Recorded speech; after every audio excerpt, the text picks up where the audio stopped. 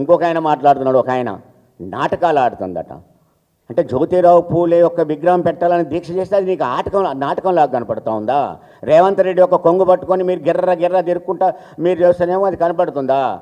ఉనికి కోసం ప్రయత్నం చేస్తుందట. అధికార పార్టీలో ఉండి ఏమైనా పదవి కోసం ప్రయత్నాలు చేసేది మీరు. మొత్తం కాంగ్రెస్ పార్టీ సైలెంట్గా ఉంటే, రేవంత్ రెడ్డిని సమర్థించకుండా ఉంటే సిగ్గుతో అడుక్కుంటున్నాను నన్ను సమర్థించండి అని. అలాంటి వ్యక్తులు 4-5 కలిసి ఆయన ఎమ్మటి ఒక అక్కనెమ్మటి మాదన్న తగిలినట్టు తగులుకొని 4 కలిసి ప్రయత్నం చేస్తూ ఉన్నారు. మీకు ఇప్పటికైనా నేను చెప్తున్నాను, రేవంత్ రెడ్డి యొక్క పరిస్థితి ఇలా తెలంగాణలో ఎలా ఉందంటే, సెక్యూరిటీ లేకుండా గ్రామాల్లోకి పోతే ఆయననే మాటలే గోసిబీకుతా అంటారే, గోసిబీకి వెంటబడి కొట్టే పరిస్థితులు ఇలా ప్రజలు ఉన్నారు. మీరు కూడా ఇలాంటి పని చేస్తే రేవంత్ రెడ్డితో పాటు మీకు అదే గతి పడుతుందని కూడా నేను చెప్తా ఉన్నాను. మేమందరం కూడా ఏమయ్యా నువ్వు ఈరోజు రేవంత్ రెడ్డిని సమర్థిస్తూ ఉన్నావు కావచ్చు, ఏం కాంగ్రెస్ పార్టీని సమర్థించే వాళ్ళైనట్టయితే కాంగ్రెస్ పార్టీ మొత్తాన్ని ఓన్ చేసుకోండి. ఇవాళ అడుగుతున్నారు ఈరోజు గుర్తుకొచ్చిందామా కవితమ్మ అని. మరి మీకు ఇన్నేళ్ల కానించి మీరేం చేశారని అడుగుతూ ఉన్నాను. స్వాతంత్రం వచ్చిన కానించి, రాష్ట్రం ఏర్పడ్డ కానించి మీరే పరిపాలించారు కదా, మీకెందుకు జ్ఞాపకం రాలేదు ఇవన్నీ? మరి ఈరోజు పోయి ఢిల్లీలో దీక్ష చేశావు, కొంతమంది అనుచర గణాన్ని పట్టుకొని బీసీలను బట్టి ఒక తొడేలు మేకపిల్లల్ని పట్టుకొని పోయినట్టుగా ఆ 4 మేకపిల్లలను ఢిల్లీ పట్టుకొని పోయి ఆడొక దీక్ష చేసి మోడీకి వ్యతిరేకంగా చేస్తున్నా అని చెప్పి గోడసాటుకు పోయి మోడీతో మాట్లాడుకొని వచ్చావు. ఏమనలే నేనేమనలేదని. 100% మోడీతో ఉన్నావు. అందుకనే ఆ దీక్ష కూడా మళ్ళీ బిల్లు కూడా ఖచ్చితంగా మోడీ దృష్టి అక్కడికి పట్టుకుపోయి మోడీని ఇరకాటంలో పడేసే పని చేయలేదు. ఒట్టిగా మా నార్మల్ దీక్ష చేసి నువ్వు వచ్చావు. నేను ఇప్పుడు సూటిగా అడుగుతున్నాను, నువ్వు అసెంబ్లీలో పెట్టిన బిల్లు ఇప్పుడు ఎక్కడుంది? రాష్ట్ర గవర్నమెంట్ దగ్గర ఉందా? గవర్నర్ దగ్గర ఉందా? కేంద్ర హోంశాఖ దగ్గర ఉందా? పోనీ రాష్ట్రపతి దగ్గరికి పోయిందా? లేదు పార్లమెంట్లో పెడుతున్నారా? ఏం చేస్తా ఉన్నారని అడుగుతా ఉన్నా నేను. ఆ బిల్లు ఎక్కడుందో చెప్పు. అది చెప్పకుండా ఆమె డ్రామాలు ఆడుతుంది, ఈమె ఏదో ఆడుతుంది. ఎస్, ఒక యునైటెడ్ పూలే ఫ్రంట్, పూలే పేరు మీద ఏర్పడ్డ ఫ్రంట్ పూలే గారి విగ్రహం పెట్టాలని ఆందోళన చేస్తూ ఉంది. దాని జాగృతి మద్దతు ఇస్తూ ఉంది, పార్టీలు మద్దతు ఇస్తూ ఉన్నాయి. వ్యక్తిగతంగా కవిత గారు లాంటి వాళ్ళు ముందుకు వచ్చి పోరాటం చేస్తున్నారు. నీకు దమ్ము ధైర్యం ఉంటే నువ్వురా, మాతో ఉండటం ఇష్టం లేకపోతే నువ్వు వచ్చేసి వేరే ఒక ధర్నా పెట్టు. లేదు ఇదంతా ఎందుకు మీ విగ్రహం పెడతామంటే పెట్టేయండి. ఒకవేళ దానివల్ల లాభం అవుతే తీసుకోండి. ఎవడని వద్దంటున్నారా మిమ్మల్ని? అలా వదిలేసేసి విగ్రహం పెట్టడాన్ని వ్యతిరేకించే ప్రయత్నం చేసుకుంటా మళ్ళీ మేము వ్యతిరేకించలేదు అని చెప్పి వీళ్ళని తిట్టుకుంటా సబ్జెక్ట్గా రాండి. ఒకవేళ సబ్జెక్ట్ మీదే చర్చిస్తానంటే మీ నలుగురు రాని నేను ఒక్కనే వస్తా, దమ్ముంటే ఎక్కడ కూర్చుందామని చెప్పండి. బీసీల గురించట బీఆర్ఎస్ ఏం చేయలేదట. నువ్వేం చేసినవా? నువ్వేం చేసావు? ఇన్నేళ్ల కానించి బీసీలకు చేసిన పని ఒక్కటి చెప్పండి. ఒక్కటి. నేను ఇప్పటి నుంచి కాదు, నేను 6వ తరగతి నుంచి రాజకీయాలు చేశా. నీ కాంగ్రెస్ పార్టీకి వ్యతిరేకించా. కంజర పట్టుకొని అప్పు మీద అప్పు పెంచి పేదోళ్ళు కాదు పెద్దోళ్ళు పెట్టిన ఇందిరమ్మ అని డోలు కొట్టుకుంటే పాట బాణాలలో నేను ఒకరిని. అలాంటి ఇందిరమ్మ రాజ్యం అని చెప్పుకునే నువ్వు అప్పటి నుంచి ఇప్పటిదాకా నువ్వేం చేసావు? 2011లో చేసిన కులగణన ఈ రోజుకు దాని రిపోర్టు బయట పెట్టలేదు. కర్ణాటకలో 10 సంవత్సరాల క్రితం చేసిన కులగణన ఈ రోజు కూడా దాన్ని బయట పెట్టలేదు. మరి ఇప్పుడు చేసిన ఈ కులగణన ఎన్ని సంవత్సరాలకు బయట పెడతావు? 10 సంవత్సరాల తర్వాత తీసుకొస్తావా? నేను అడుగుతున్న డెడికేషన్ కమిటీ రిపోర్ట్ ఎక్కడుంది ఇప్పుడు? ఆ డెడికేషన్ కమిటీ కూడా మేము ఆందోళన చేస్తే వచ్చిన కమిటీ కాదా? డెడికేషన్ కమిటీ వేయాల్సిందే అని నువ్వు తూతూ మంత్రంగా బీసీ కార్పొరేషన్తో కులగణన చేయిస్తూ ఉంటే కాదు డెడికేషన్ కమిటీతో వేయాలి అని చెప్పేసి అది కూడా మా ఆందోళనతో నువ్వు చేయలేదా? ఇలా నువ్వు 2 బిల్లులు పెట్టావు. 3 బిల్లులు పెట్టాలని మీ ఆందోళన చేస్తే నువ్వు పెట్టిన 2 బిల్లులు కాదా ఇవి? అందుకని పోరాడి తెచ్చుకుంటేనే హక్కు వస్తుంది, అడుక్కుంటే బిచ్చం వస్తుంది. అందుకనే జాజుల శ్రీనివాస్ గౌడ్ లాంటి బీసీ లీతలకు నేను విజ్ఞప్తి చేస్తా ఉన్నా, కలిసి పోరాటం చేద్దాం. రండి, పూలే విగ్రహానికి ఖచ్చితంగా పెట్టుకుందాం. ఎస్, మీరు కూడా కొన్ని డిమాండ్లు ఉంటే తీసుకురండి.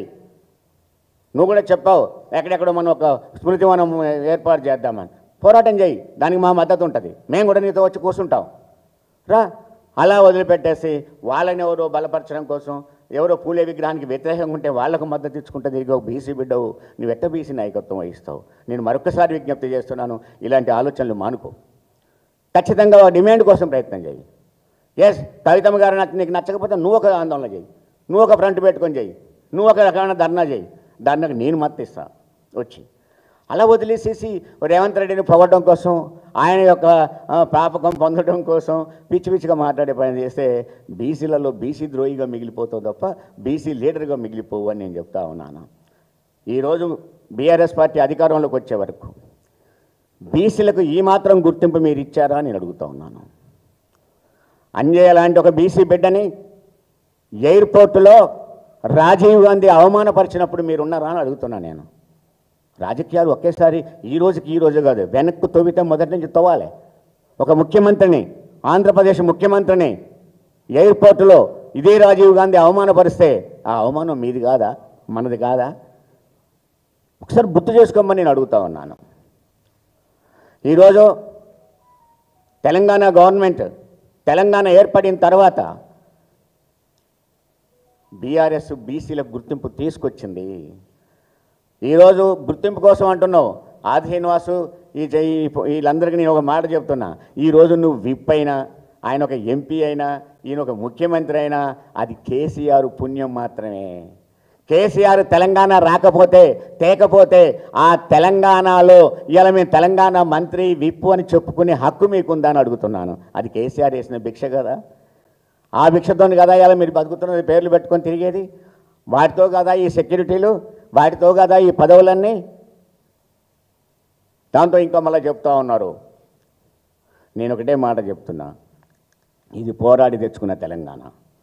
విగ్రహ స్థాపన కూడా పోరాడే తెచ్చుకుంటాము. అడుక్కోము జాజుల శ్రీనివాసులాగా. అడుక్కుంటే వేసేది భిక్షం, పోరాడితే వచ్చేది హక్కు. మాకు హక్కు కావాలి తప్ప భిక్షం కాదు. లేదు అడుక్కుంటే వస్తుందట, రేవంత్ రెడ్డి ఇస్తాడట అంటే ఇంగ్లీష్ వాడు కూడా మన స్వాతంత్రం వచ్చాడు, అని కాలు మొక్కుదామా? స్వాతంత్రం కూడా పోరాడి తెచ్చుకున్నాం, అందుకనే భారతీయులం అని చెప్పుకుంటాం గర్వంగా. ఎవడో ఇచ్చిన ఇంగ్లీష్ అని కాలు మొక్కట్లే మనం. ఇచ్చినోడు ఇచ్చేయం కూడా మేము పోరాడితే వచ్చినాయి. ఆ రోజు తెలంగాణ కూడా సోనియా గాంధీ ఇచ్చిందని చెప్పుకుంటూ నువ్వు తిరుగుతున్నావే. ఇవాళ మేము పోరాడితేనే తెలంగాణ వచ్చింది. ఆ పోరాట పటిమతోనే ఇలా బీసీల హక్కులు కూడా సాధిస్తాం. జ్యోతిరావు పూలే ఆశయాల కోసం, జ్యోతిరావు పూలే విధానాల కోసం ఆ ఏర్పడ్డ ఫ్రంటే యునైటెడ్ పూలే ఫ్రంట్. ఖచ్చితంగా ఈ విగ్రహ స్థాపన కూడా మా డిమాండ్లలో ఒక డిమాండు. ఆ డిమాండ్ సాధన కోసం మేము దీక్ష చేశాము. ఇంకొక ఆయన చెప్తున్నాడు ఢిల్లీ పోయి విగ్రహం కోసం ధర్నా చేయాలా అని. కవితమ్మ గారు చెప్పింది విగ్రహం కోసం దీక్ష చేస్తామని కాదు, విగ్రహం కోసం ఇక్కడ దీక్ష చేస్తూ ఉన్నాం. రిజర్వేషన్ల కోసం ఢిల్లీలో నీలాగా దొంగ దీక్ష కాదు, బరాబర్ దీక్ష చేస్తాం అక్కడికి వచ్చని చెప్పింది తప్ప ఆ రిజర్వేషన్ల కోసం మోడీని వ్యతిరేకించి ధర్నా చేస్తామని చెప్పారు. షార్ట్గా నీతో మోడీతో కొల్లుడయ్యే రాజకీయాలు కాదు అని చెప్పింది ఆమె. రండి మీరు కూడా ఆ దీక్ష కలిసి చేద్దాం. అఖిల పక్షాన్ని మోడీ దగ్గర తీసుకుపోతా రిజర్వేషన్ల కోసం మాట్లాడో, బీసీ రిజర్వేషన్ల కోసం. అఖిల పక్షాన్ని ఎందుకు తీసుకుపోలేదు? బీఆర్ఎస్ రానన్నదా? బరాబర్ బీఆర్ఎస్ పార్టీ వస్తుంది అఖిల పక్షంలో. నువ్వెందుకు తీసుకుపోలేదు? అఖిల పక్షం తీసుకుపోతే మోడీ ఇరకాటంలో పడతాడు, మోడీ ఇరకాటంలో పడితే రేవంత్ రెడ్డి ఇరకాటంలో పడతాడు, రేవంత్ రెడ్డి ఇరకాటంలో పడితే ప్రభుత్వం ఇరకాటంలో పడుతుంది, ప్రభుత్వం ఇరకాటంలో పడితే రేవంత్ రెడ్డి ఇంటికి పోతాడు. అందుకోసమనే మీరు దీక్షను, దొంగ దీక్షను పెట్టి అక్కడెక్కడ పెట్టి 50 మంది ఎంపీలు హాజరయ్యారు. నీ పార్టీ ఎంపీలు హాజరైతే మొత్తం దేశం అంతా హాజరైనట. ఏ పార్టీ ఎంపీలు హాజరయ్యారు? వాళ్ళు ఎంతమంది బీసీలు ఉన్నారు? ఇవన్నీ లెక్కలకు రావా? నోటికి ఏది వస్తుంది మాట్లాడమేనా? అధికార పార్టీ అని చెప్పి మీడియా రాస్తుందని చెప్పి ఏది పడితే అది మాట్లాడితే ఎలా సాధ్యమవుతుంది? దానికి పైగా అన్నిట దీక్ష కానించి మొత్తం కూడా మాఫింగ్ చేసి ఫోటోలు వేసుకుంటా ఉన్నారట. ఇది ఏమి లక్షణం?